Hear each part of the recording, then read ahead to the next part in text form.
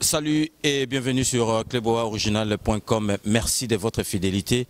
Lelo ezali esika tozali esika amawa na kanisi bolandaki ndenge to annonsaki to bungisi madame Georgine Tima Sampu oyo babengaki na kombo ya mère Didi mama sociale ngana ndako benga ye taille mannequin atiki biso depuis mercredi 13. Donc tozali awa na matanga tozali kolela ye donc batu bayaki na salle ndenge bokomona na bilili ekolanda ke batu baye ebele parce que azalaki mama moko ya motema malamu bokotikala na cleboaoriginal.com bokolanda ba makambu nyoso tout ekoleka ti tokomema ye na lita na ye donc restez connectés sur Cleboa Original. Onkolo Tikaite minoko nyonso etatola kombo na yo mabolongo ya bikelamu nyonso ya mokili egumbamela yo po yo nde bongi nango basantu nyonso toyemba Alléluia Amen. Alléluia Amen. Kembona yawe Kembona yawe Alléluia Amen. Kembona yawe Kembona yawe Kolo Yesu mokonzi na bakonzi kumu mobundeli nanga na bitumba molili ngai kona yepateo tabanzela nanga pelibota nanga tango ngai nazongisa kembolo kumusepa na yo.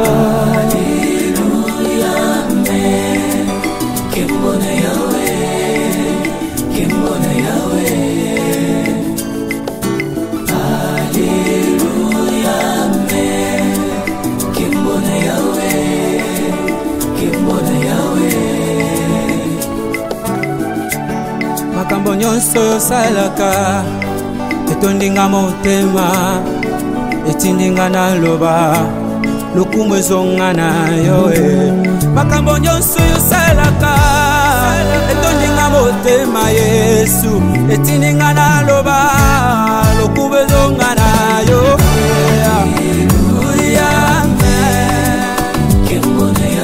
Alléluia, Alléluia, Toyemi, Alléluia. Alléluia, Amen. Kembona yawe, Kembona yawe. Yesa lokotanga na se, asabrai na tutena ngai. Apisanga kombo sika, angona yembeli. Yesuwe. Elika ya basantuwe na yemela na ye lo yemela ya siga. Haleluya Kembona yawe Kembona yawe toyemi.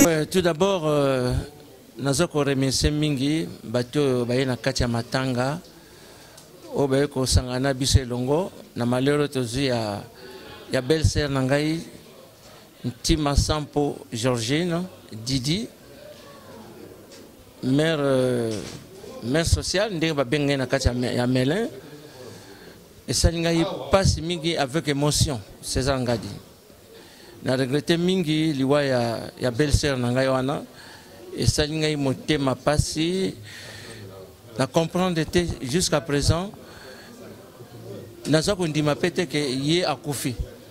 Parce que tout ça, si nous montons dans le motema, rien du tout.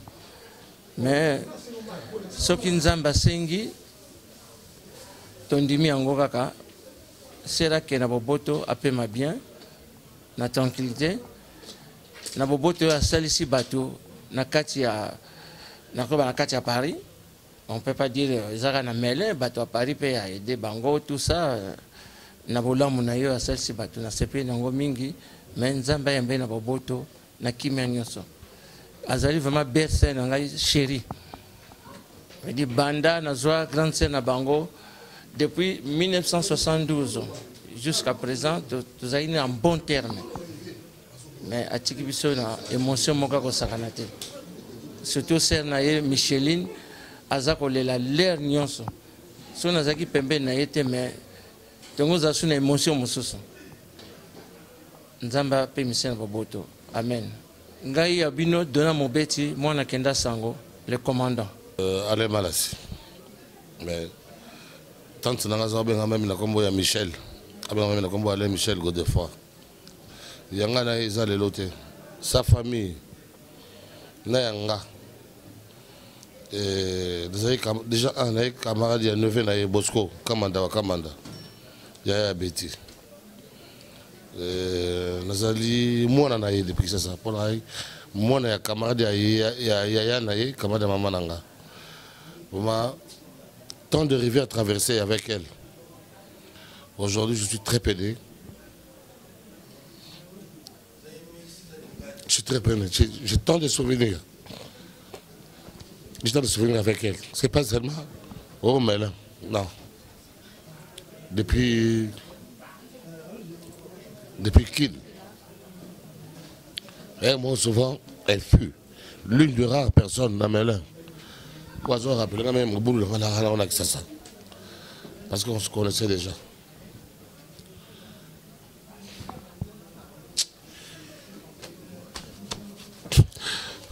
Père son âme. Père son âme. Oyo ezali matanga na biso to yango parce que mère Didi na maison benge mère Didi ngana ndo benge taille mannequin. Donc aza mutu moko to mesana ki na ye makasi yango na penza bino mo bomoni na ye awa ko partager peine ya famille na ya bango na yangai. Donc vraiment yé naza sur penza accueilli et sika ya malamu parce que qui motema malamu. Donc vraiment merci mingi. Yahweh, toyemi alléluia.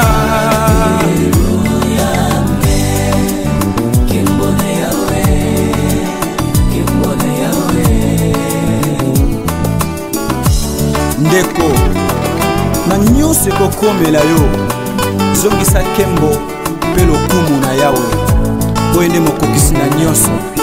Aloba koloba eza nango ebele ebite na banda na wapio aloba pe nini na masusa alaka poranga usalelanga ya kokamwa usalelanga ya minene malobe mati motema yango na yembeli yo.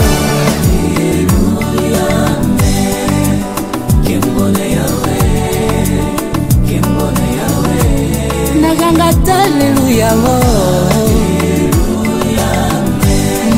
alléluia,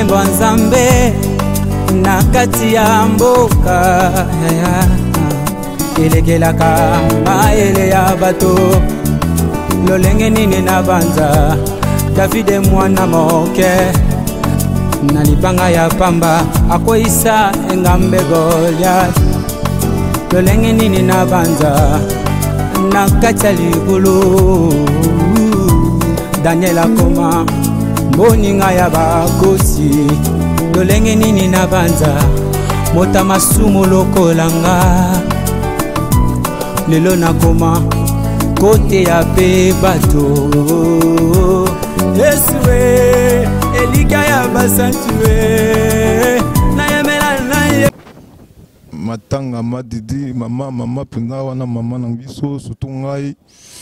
Donc c'est ma mère biologique mais maman penda adoptanga na melin to banal le loté kala.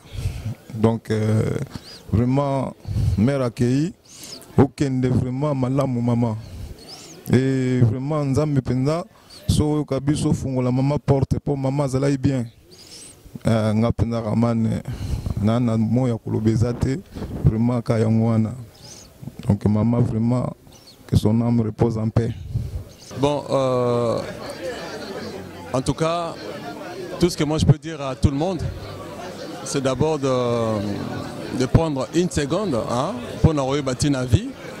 Parce que Madidi Toudamari, c'est une dame qui nous a vraiment aidés.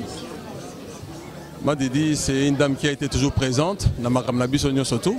Et aujourd'hui, elle n'est plus là. Il n'y a même pas 2 mois, elle avait fait la même crise. Donc on a essayé de faire ce qu'on pouvait faire. Mais cette fois-ci, elle a fait une crise. Et 2 fois, moi-même aussi, je me sens un peu... Nabi mais mince, mais si peut-être j'étais là, je pouvais aussi peut-être l'aider cette fois-ci. Mais bon, j'étais pas là. Et ça a mis Koufi. À chaque instant qu'on vit, il faut vraiment en profiter. Et puis, heureusement que c'est une dame qui était très proche des gens. C'est alors que j'ai toujours dit à tout le monde que Moto Azan Mbongo, c'est la personne qui a beaucoup d'amis, quoi. Donc tout le monde est là pour Madidi. Repose un peu maman. En tout cas, merci. Merci pour tout ce que tu as fait. Et puis bon bah, on va te raccompagner à ta dernière demeure. Et puis bon bah, merci. Tozana ma mingi na mele awa to tiko kufela mama Didi. Mama Didi azalaki mama mo boboto azalaki malamu na mutu nyonso, pasi vraiment pasi na motema.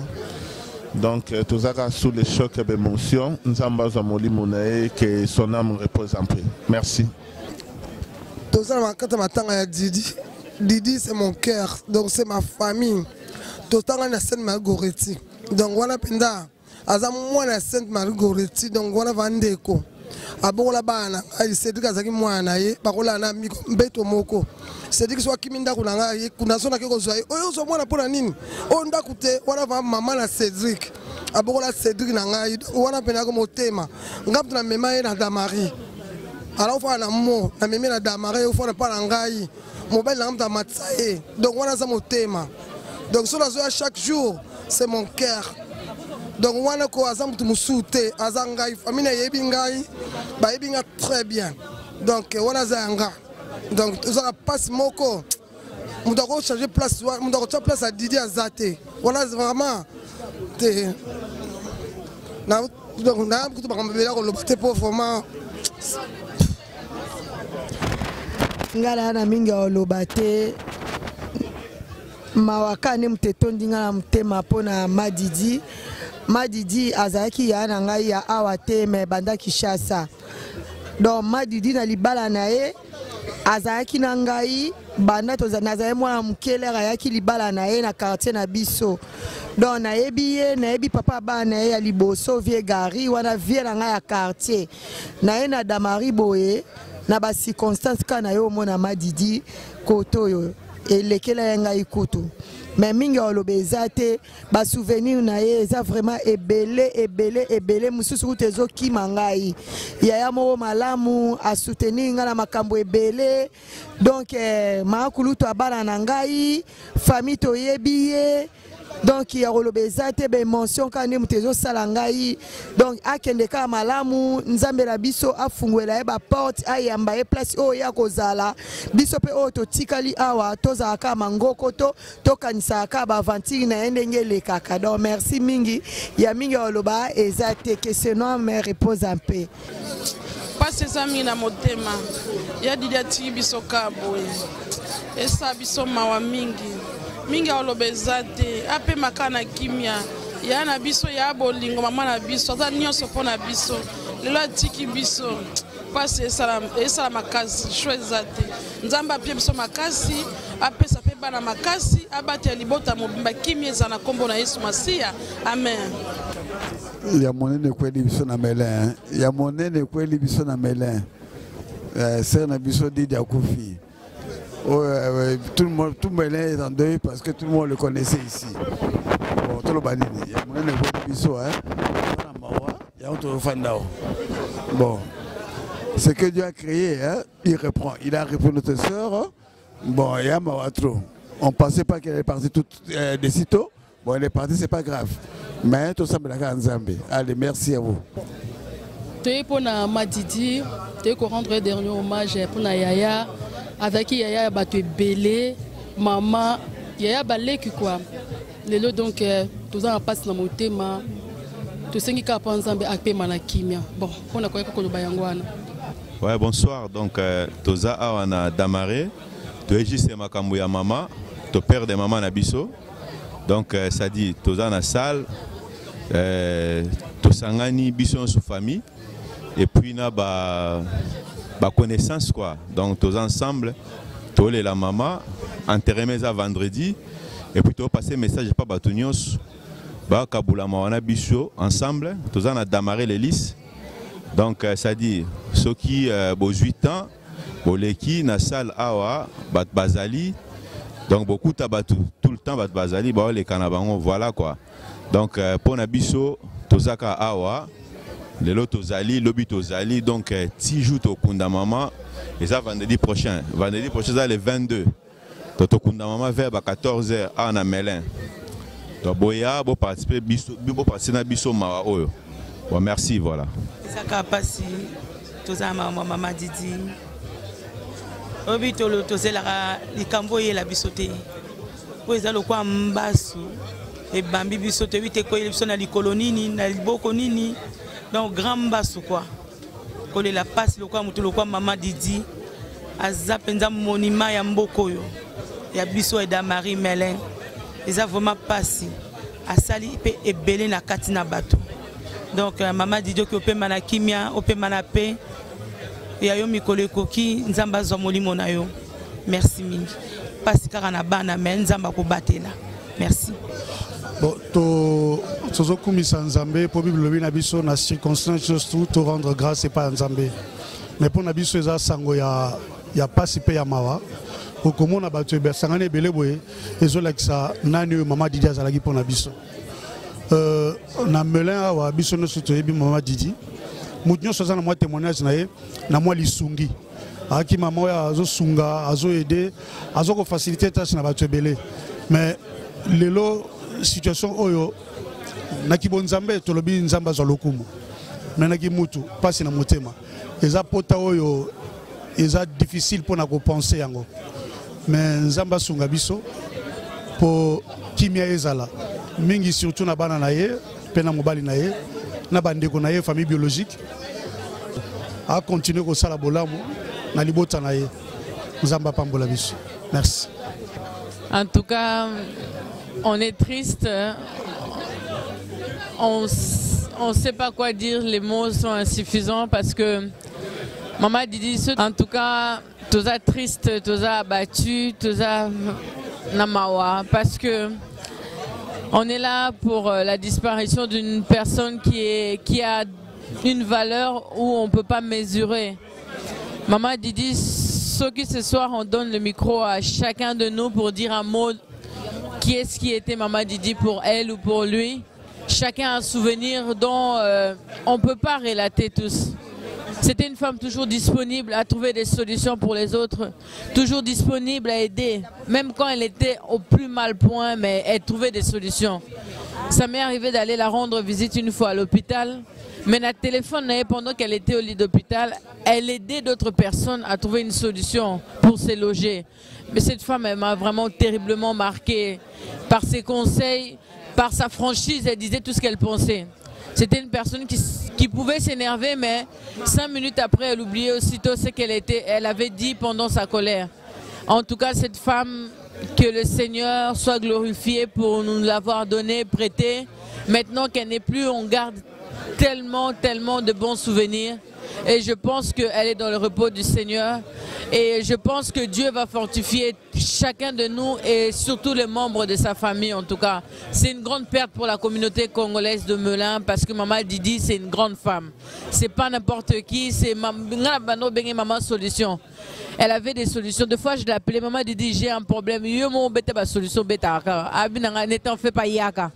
Donc en tout cas, je garde que de bonnes choses. Que de bonnes choses. Pas plus tard que j'ai dit, elle me disait, Amanda, et Simba va nos kimia. Mais bon, Dieu a voulu, en tout cas, on garde que le meilleur. Que le Seigneur soit loué. Et que nous autres qui sommes restés, puissions penser, nous dire que c'est le chemin de tout le monde. Aujourd'hui, c'est Maman Didi, malgré le bienfait ne sauve pas. Nous devons juste donner notre vie au Seigneur pour être sauvés. Donc, paix à son âme. Et elle reste à jamais dans nos cœurs en tout cas. Voilà tout ce que je peux dire sur Maman Didi. C'est tellement grand, mais c'est tout ce que je peux résumer. Mukili Mawa, vraiment 67. Et Ningane Kobanana Mo, la fierté sous joie. Et Didi. Lou, obi maramba lobea tenoro pardon. Ba souvenir est tellement belé to outi nepe musika. Que son âme repose en paix, que son âme repose en paix. Ya Didi. Motema yo ke pe ma kimia na nyoso sali. Pe la ndengo swani sangai. Pe la ndengo to swana. Bolingo na biso yangbana. Ozunga muke, osali tout. Ya Didi ngana na toka bwana. Mais ba feti uniforme ezara. Madame Tima. Maria Sample. Osali mingi na vie na ngai na famille na bino osali mingi na vie na ngai. Malgré ya le haut ya le bas. On tire toujours na cœur na ngai. Merci Yaya, merci. Ba papa ba maman. Na Mawaya Goloba, oui, Zubiso. Vraiment, c'est situation grave. Il y a un biso binomingi boyebiye. Bamsula bengi maman ba solution. Mingi ba sengi men ba sala ba discours, ba sala ba mo Goloba pour bamsula bengi tabita. Je n'ai pas trop à dire parce que la situation est vraiment sérieuse. Tout ce qu'on a merci de soutenir les biso, de balander biso, de balayer qui va y avoir de partager ma oyoyo. Nous avons bien son biso ici là bien. Tout qu'on a, il y a un honneur. Vraiment, ce n'est que ça je peux dire.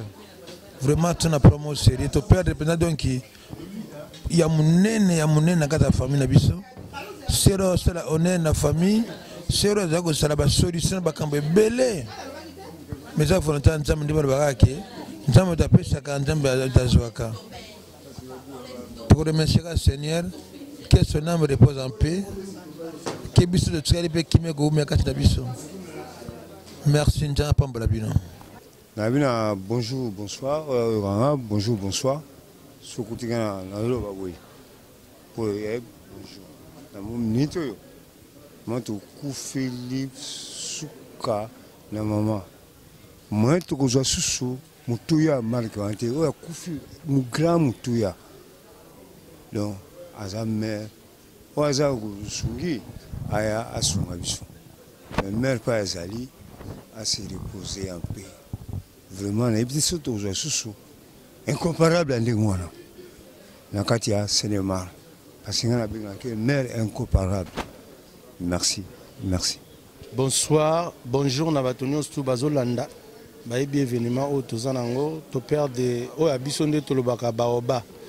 Donc maman abisonions tout, grande sœur abisonions tout, petit abisonions tout. O abissé à Didi na Melun, yoana monto to perdre. Donc toza vraiment na mamoko. En fait, le monde a le bara plus c'est ça. Batomingi na Congo to mesana na liwa parce que tout le monde a tout le temps. Mais na poto liweza le rola net le romo sacré pour nabiso.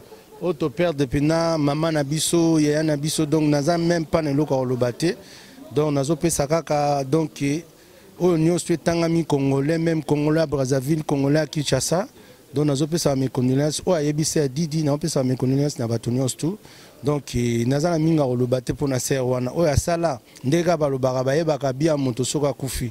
Mais tu za la bomoyi mingi baninga bani na ya ne loko lo baté na peska ba remercier tout le monde o nyo soit ayebisi a Didi to le la bango longo to za na da Marie de Lise jusqu'à adresse zaka na ke a scène wana o yo elanda mi wana na da Marie na ke scène donc to zo le la wana sa les wana. Dans le programme, pour ceux qui ont bien la peut-être aux la vendredi, tu as mais oh, nous sommes Didi. Mosala pe mukolomo pe sala non lorote. So pe no kosi na vraiment n'esprit bien pe non. Naza tamsu na maladie ba longolo musalati. Pona mawalelo peut-être ezubiso. Lobi peut-être ezalayo. Pona mawase Didi. Ata mukolomo so kimi musale ça na on peut lote. pour tout ça na biso pe ba emo to zo na biso pe mbonga danzete to tourna na biso kaka na ndeto le barba 1500 1200 so pe zangi 50 € na fin du mois ça na on peut loti mais to perdre o ya monene ya biso to kanisa se adidi na biso na pesi na bino nyos tout ba bonsoir tous à la bien biso nyos tout le longo merci. Bonsoir na bwana na pokwa bonjour bwana na moyi toza vraiment a to sangani pambate zali sango ya mao ekweli biso maman na biso mère Didio biso to benga maman sociale maman solution après ça ba solution na makambo ya batutu lelo vraiment maman tiki biso to souhaiter mes condoléances na toute la famille biso nyos toza du cœur avec la famille nzambe mutape saka ye mutasoka to kumsika na circonstance nyos tout merci bonne soirée à tout le monde. Onkolo tika teminoko nyonso etatola kombo na yo mabolongo ya Onkolo tika teminoko nyonso etatola kombo na yo mabolongo ya bikelamu nyonso mokili egumbamela yo po yo nde bongi nango basantu nyonso toyemba Alléluia amen. Kimbone Yahweh, Alléluia, amen. Kimbone Yahweh. Kolo Yesu mokonzi na bakonzi kumu mobundeli nanga na bitumba molili ngai kona yepateo tabanzela nanga pelibota nanga angongai nazongisa kembolo kumusepa na yo. Haleluya amen. Kimbone Yahweh, Kimbone Yahweh. Haleluya amen. Kimbone Yahweh, Kimbone Yahweh. Makambo nyonso salaka etondinga motema etindinga na loba lokumu ezonga na yo makambo nyonso salaka etondinga motema Yesu etindinga na loba lokumu ezonga na yo. Haleluya amen. Kimbone Yahweh. Haleluya Haleluya toyembi Haleluya. Haleluya amen. Kimbone Yahweh, Kimbone Yahweh. Yesa lokotanga na se asabdai na tete na ngai apisanga kombo sika nango na yembeli Yesu we elika ya basantu we na yemela na ye lo yemela nga ya sika. Haleluya amen. Kimbone Yahweh, Kimbone Yahweh to yembi Haleluya. Haleluya amen. Kimbone Yahweh, Kimbone Yahweh.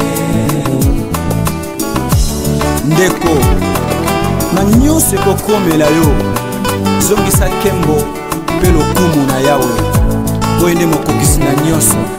Maloba koloba eza nango ebele ebite na banda na wapio aloba pe nini na masusa alaka poranga usalelanga ya kokamwa usalelanga ya minene malobe mati motema yango na yembeli yo.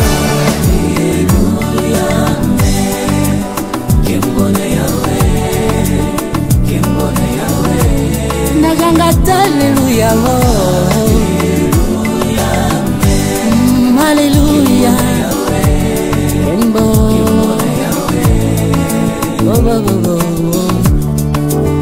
Nkembo Nzambe na kati ya mboka elekelaka maele ya bato lolenge nini na banza Davide mwana moke na libanga ya pamba akoisa engambe Goliath lolenge nini na banza na kati ya libulu Daniel akoma moninga ya bakosi lolenge nini na banza mota masumu lokolanga